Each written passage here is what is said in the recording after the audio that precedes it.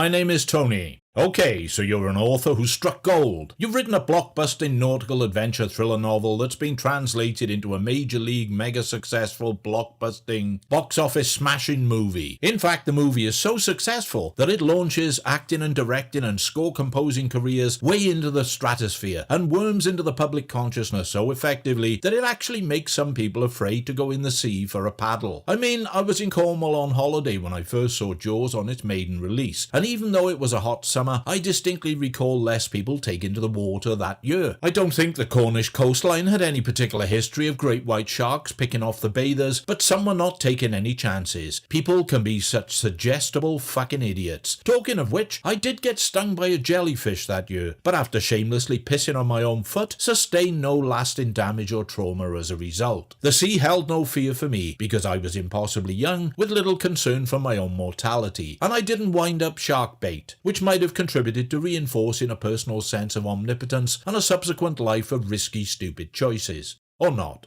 Who knows? So anyway, you're the writer who wrote the book on which Jaws the movie was based. You also had a hand in the screenplay. Does it get much better than that? Probably not. But you feel you need to hack out your next literary epic because the world expects you to come up with at least something of a second act. Well, the sea is popular now, or not, thanks to you, and you've been to Bermuda, where you visited the wreck of the Constellation, a cargo vessel which went down in 1943. It settled on top of two previous wrecks, the Montana, a paddle steamer which sunk in 1863, and the Lartington, a tramp steamer that floundered in 1879. And you start to think, what if a World War II craft full of munitions and morphine ampules went belly up and landed on top of a 17th century sailing ship chock-a-block with Spanish gold, and no one knew exactly where they were until a couple on vacation accidentally stumble upon them whilst out diving, and then the couple are targeted by a drug baron who wants the pure morphine for turning into heroin. What would you have? You'd have The Deep, Peter Benchley's next novel after Jaws. Benchley could have written a shopping list for Quick Save and people would have bought it, and the movie studios would have bid hand over fist for the rights to film it. His novel didn't have the same epic thrill value of Jaws, but it was a respectable enough pulp adventure in the vein of Alistair MacLean or Desmond Bagley. It's an okay read, and nothing to set your world alight. Still, with the propulsive success of Jaws behind it, it was going to be a movie regardless. Columbia Pictures snapped up the rights in 1976 before it was even published, and employed Benchley to write the script. The recommendation from the writer of Jaws would easily be enough to secure public interest and almost guaranteed box office success, and so it was, and The Deep transpired. In fairness, Columbia threw considerable money and talent at it. They got Robert Shaw, fresh from his show-stopping turn in Jaws, to play salty old sea dog Roma Treese, a prickly lighthouse keeper and treasure hunter. He was paid $650,000 with an added percentage bonus of the profits. The film had a budget of $9 million with a global box office take of $100 million.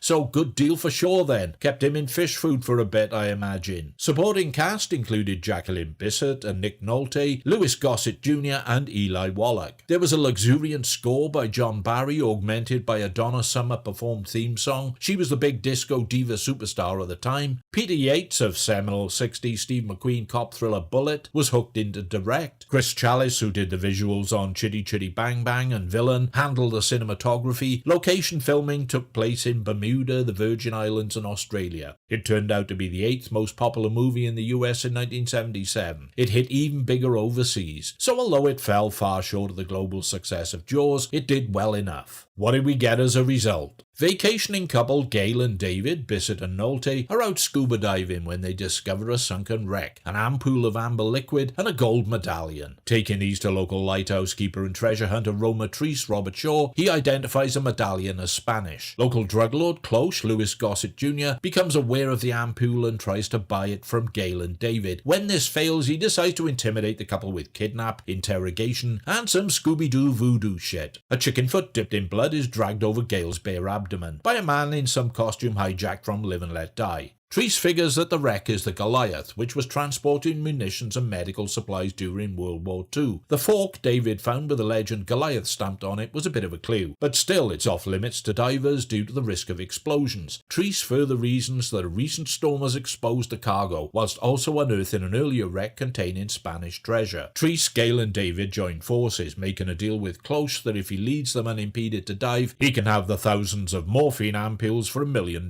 payoff. Cloche gives them 3 days. However, the trio's real intention is to salvage the Spanish treasure and blow up the Goliath, destroying the morphine. Their attempts are partially frustrated by a giant moray eel which has made its home in the wreck, and the arrival of Adam Coffin, Eli Wallach, the only survivor of the Goliath's sinking. Coffin's loyalties are pretty obviously corrupted, but even so he joins them on the salvage mission to apparently assist in their efforts. Through a series of running conflicts with Cloche and his men, a betrayal by Coffin which leads to his own explosive death, and increasingly perilous dive-in sessions, the action ramps up to a thrilling underwater finale. That's the general storyline. What's it like then? On the plus side, as I was reminded in a channel comment from Clifford the Private Pilot, there's a brazenly risque opening scene in which Jacqueline Bisset swims underwater wearing only a thin white t-shirt and black bikini bottoms. I think males in the audience of all ages would have found this a major plus point. I certainly did, and I certainly do. But considering there's the best part of 2 hours to go, no matter how admittedly visually appealing and stimulating Miss Bisset's wet t-shirt display might be, it isn't quite enough to sustain an entire movie. I watched it a few times now, purely for research purposes, you understand, and that's my conclusion. The cinematography and the underwater visuals are technically innovative and quite stunning. New techniques and specially developed Panavision cameras were used, and it pays off. It's a great film to look at, vibrant and photographically gorgeous. John Barry's score is close to his usual high standard, if not quite as inspired as some of his very best work, which still puts it streets ahead. The story is pure hokum, but no better or worse than a lot of the underpinning plot lines for any number of major mainstream action-adventure movies. Nothing special, but it's serviceable enough. An audience would buy it with no undue issues. Robert Shaw's rugged tough guy with a heart of gold is a toned-down and less abrasive rehash of his portrayal of Quint in Jaws, minus the startling egomania and Ahab complex. He's likeable and gruff, and let's face it, Shaw is always very good value for money. Bisset and Nolte are given underwritten roles, a picturesque golden couple a little cardboard around the edges, two handsome young thrill-seekers with hollow personalities. Not a great and memorable screen duo, to be honest, but they're convincing enough to root for and fret over. Some critics at the time were miserably unkind, levelling accusations of it being juvenile, badly staged, and lacking in real excitement. Personally, I don't agree, then or now. There are some good action sequences, a tense fight on a rickety cliff elevator, a booby-trapped lighthouse full of heroin ampules exploding, some edgy and claustrophobic underwater combat, and a smattering of Hanna-Barbera voodoo thrown in for good measure. The mystery surrounding the provenance and history of the Spanish treasure is a nice accoutrement to the narrative, as is the simmering presence of that bloody moray eel. Louis Gossett Jr. casts a suitably menacing presence as the villain Cloche, even though he could do this sort of thing in his sleep, and Eli Wallach is always welcome as the sly and nervy traitor in cahoots with the bad guys. In the end, the good guys prevail and the bad guys get fucked. A crowd-pleasing and satisfying outcome. Yay! Anyone with high expectations of the same watermark set by Jaws being replicated in either creative or financial terms, and that includes Columbia as well as the viewers, we're always going to come away from it disappointed. It's not a benchmark in any way apart from the groundbreaking and compelling underwater episodes, which hold up tremendously well even today. It's not going to burn itself into your memory as a lasting monument to cinematic art. It's medium flight, lightweight entertainment, but I don't think that's such a bad thing, because it does succeed at being entertaining. If you accept that, and you like bright, sun-drenched action-adventure potboilers made by some people with talents that exceed the constraints of the project they found themselves working on, then it may well appeal to your tastes. Just don't take the title as being indicative of anything resembling significant creative depth and meaning. The deep sails in somewhat shallower waters. Thanks for your time and attention. If you liked, please feel free to hit like. If you didn't, then the alternative should be rather obvious to most. Comments are always appreciated, positive or negative, I'm easy. And if you feel like it, new subscribers are always welcome aboard. I'm going to pour myself a Hague Club single grain scotch as the sun is well over the yardarm, me hearties. And even if it wasn't, wouldn't make any fucking difference whatsoever. Trust me on that. Meanwhile, here's a song called Tourist.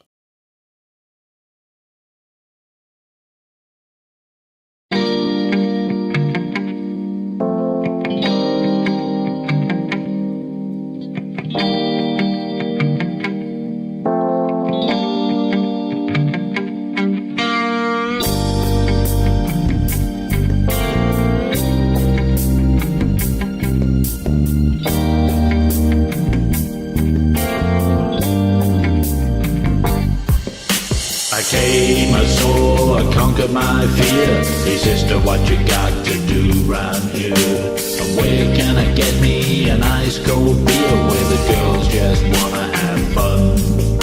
You fools, you fiends, my secret escape. Mapped out the route, it's all taking shape. Play my favorite tunes on a cassette tape. Looking for a place in the sun.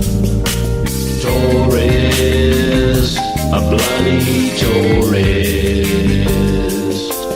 Come into town, you don't want me around.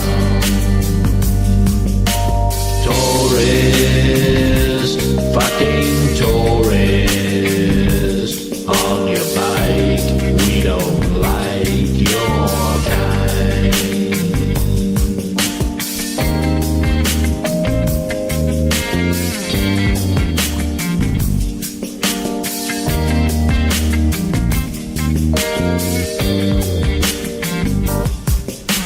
I'm here, I'm there, I'm lousy with cash. Just show me to the pool, I can make a splash.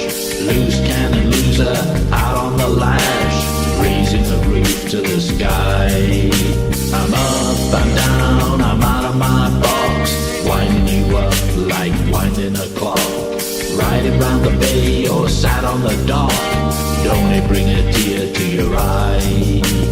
Tourist, a bloody tourist. Come into town, you don't want me around. Tourist, fucking tourist. On your bike, we don't like your kind. You don't want me, but you need me. You get down deep, sleeping with the enemy. See me as a pain, treat me with disdain. Tough, I'm the lifeblood of your local economy. What you want from me?